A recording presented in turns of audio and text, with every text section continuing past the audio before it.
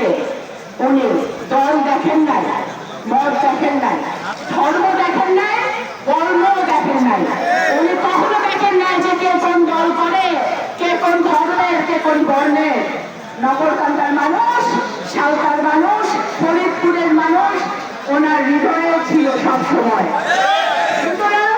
আমি নগরকান্দা সাঁওতাল দল মত নির্বিশেষে সবার উদ্দেশ্যে একটা কথা বলতে চাই। সবার আগে বাংলাদেশ মেনে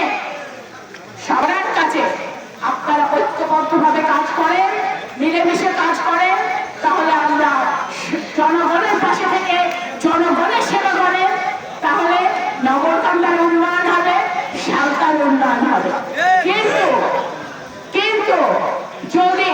এই দেশে আবার যে আমাদের ছোট্ট ছোট্ট ভাই বোনরা জান দিয়ে প্রাণ দিয়ে গণতন্ত্র ফেরত এনেছে, স্বাধীনতা ফেরত এনেছে, সেই গণতন্ত্র বিনষ্ট করার জন্য,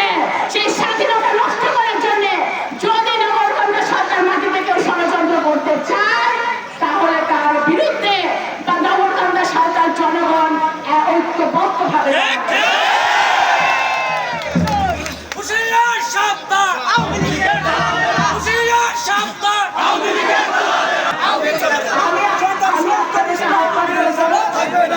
এখানে যারা মুরব্বীরা আছেন, এখানে বিভিন্ন ইউনিয়ন থেকে এসেছেন,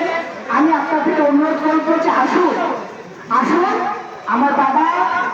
শহীদ রাষ্ট্রপতি জিয়াউর রহমান, মরহুমা দেশনেত্রী বেগম খালেদা জিয়া এবং বর্তমানে জনাব তারেক রহমান বাংলাদেশের প্রধানমন্ত্রী পরিষ্কারভাবে বলেছেন প্রতিহিংসার রাজনীতি বাংলাদেশ জাতীয়তাবাদী দল করে না। প্রতিহিংসার রাজনীতি বাংলাদেশ জাতীয়তাবাদী দল কখনো শেখে নাই, কখনো করবে না। কিন্তু যদি আমার দেশের মাটিতে কেউ আঘাত হানে,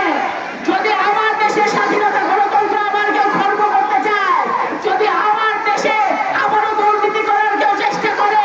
যদি আমার দেশে আবারও দেশকে অস্থিতিশীল করার জন্য কোনো কেউ ষড়যন্ত্র হয়,